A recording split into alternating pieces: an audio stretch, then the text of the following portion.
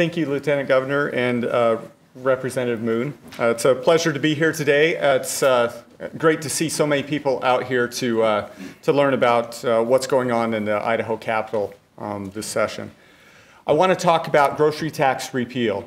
First of all, though, to talk about the ability to even do it, we need to talk about the state budget a little bit. I got an update this past week from the Division of Financial Management that reports that beyond projections, at the bottom line at the end of this fiscal year, we should have around $662 million left over in the Idaho budget.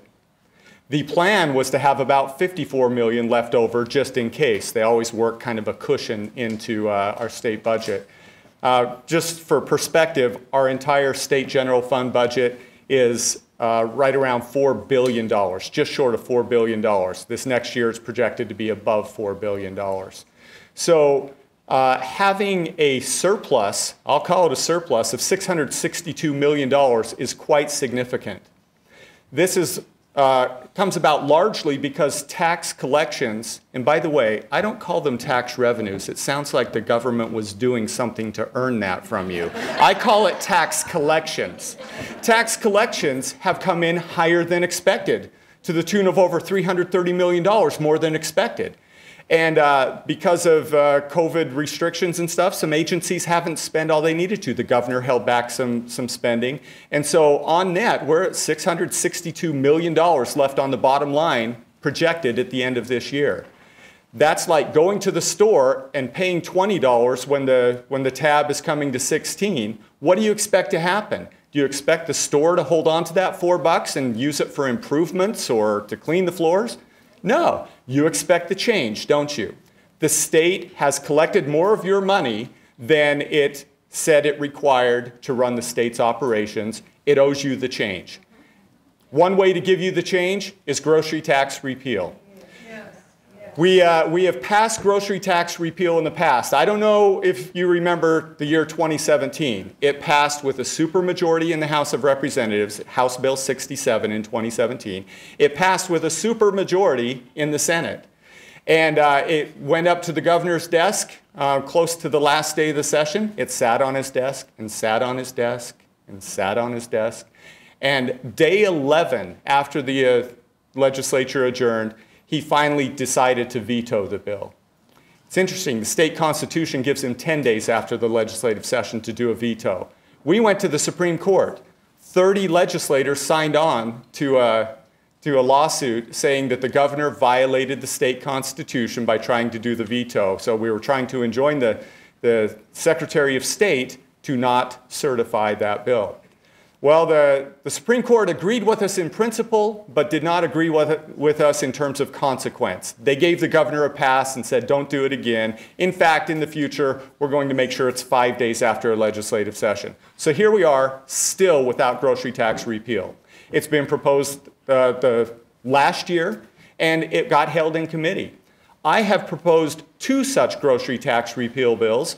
One that repeals the entire grocery tax credit, another one that repeals only part of it.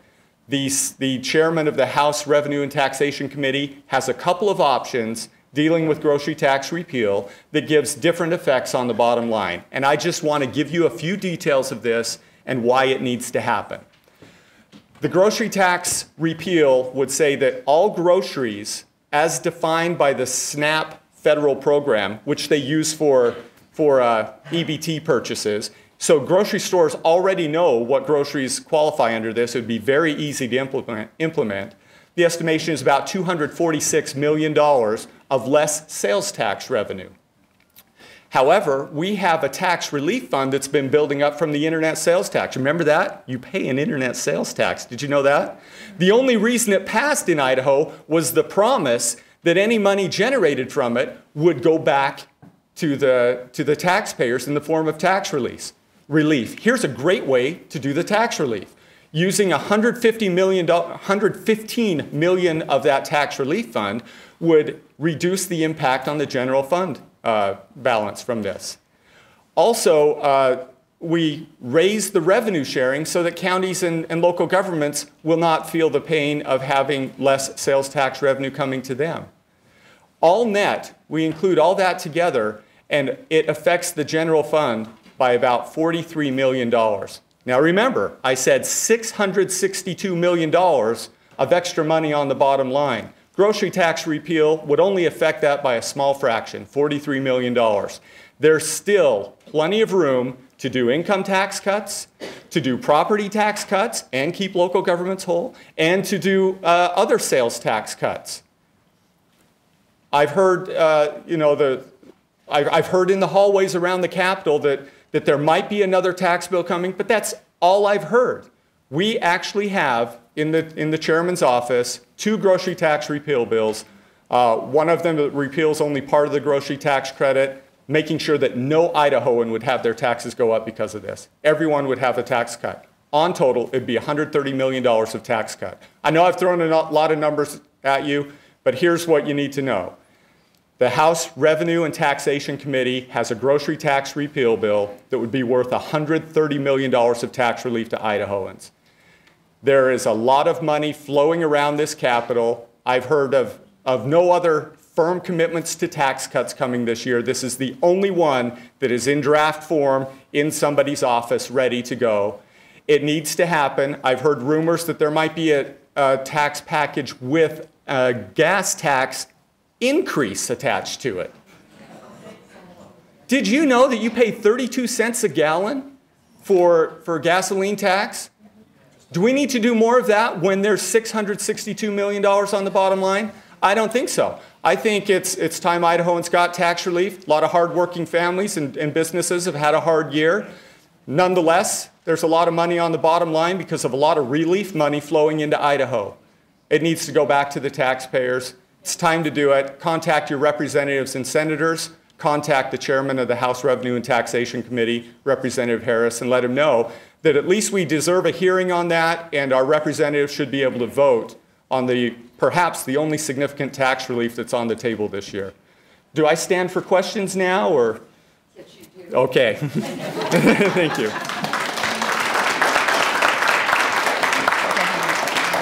Okay, right. We'll take some questions in just a second, but I do want to bring up that if you were listening to Nate Shellman about a week ago or 10 days ago, that the governor had an interview with him, and one of the first questions asked was, if you receive the grocery sales tax exemption bill on your desk, will you sign it? And he said, yes, I would.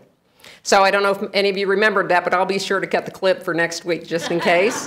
So anyway, but if anybody has any questions, yes, so that was Governor Otter for the Supreme Court lawsuit, and Governor Little said he would sign it, so we'll see if he will. Question, please. That's capital clarity. Thanks for the clarifications. You're welcome. Appreciate it. Whose desk drawer is it sitting in? Because we know that that's a big... Repeat the question, Okay. please. She's asking in whose drawer is this bill sitting currently? It's in the chairman of the House Revenue and Tax Committee. It's Representative Stephen Harris's drawer. So he needs emails. Yeah. You can get on He loves to read email. I'm sure he'll respond.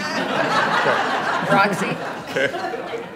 Thank you for your time. What is this bill called exactly? Or what's the number of the bill? The easy way to do it, it's the grocery tax repeal bill. It does not have a bill number because we are still trying to schedule an introduction hearing. That's the roadblock right now. So grocery tax repeal, everyone knows what you're talking about. Thank you. Any other questions? Okay, will you be around until? Sure. Oh, I'm sorry, sir, go ahead. I'm sorry. Can you tell us what the stated public reason for this bill remaining in somebody's drawer is? That's a good question. I'll tell you some of the opposition talking points. And one is that when tourists come through the state, they buy groceries, and we get some of their tourist dollars in the form of taxes. My response to that is, first of all, I don't know tourists that shop in grocery stores that much, but even if they did, I would rather have lower taxes there so they had more money left in their pockets to spend at other Idaho businesses rather than ending up in Idaho Capitol, right? So, good. Thank you. And frankly, some lawmakers would rather have income tax cuts because that affects them more directly than a grocery tax repeal does. I want to help all Idaho families. We all buy groceries, and grocery tax repeal. Idaho is just one of only 5 states that fully taxes its groceries. Does that sound like a conservative red state to you? No. Okay.